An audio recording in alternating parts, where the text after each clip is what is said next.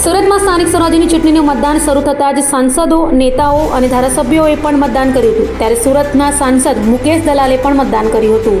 સુરતના સ્થાનિક સ્વરાજ્યની ચૂંટણીનું વહેલી સવારે 7 વાગ્યાથી જે મતદાન શરૂ થયું છે, ત્યારે સુરતના સાંસદ મુકેશ દલાલ ઢોલ નગારા અને કાર્યકર્તાઓ સાથે અડાજણ ખાતે આવેલ બદ્રીનાથ મંદિરની સામે જેડી ગોવિંદા સ્કૂલમાં પોતાના મતાધિકારનો ઉપયોગ કરી લોકોને વધુને વધુ મતદાન કરવાની અપીલ કરી હતી.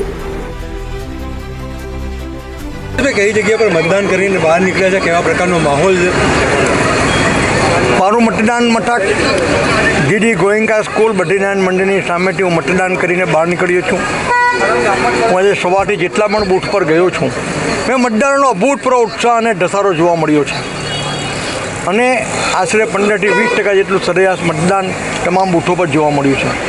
મારા સુરતી પ્રિયજનોને મારી અપીલ છે કે વિકસિત ભારત 2047ના સંકલ્પને સાકાર કરવા માટે, સુરતના વિકાસમાં તમારું યોગદાન કરવા માટે આજે આપ જંગી પ્રમાણમાં મતદાન કરીને અમારા ભારતીય જનતા પાર્ટીના તમામ ઉમેદવારોને વિજયી બનાવો.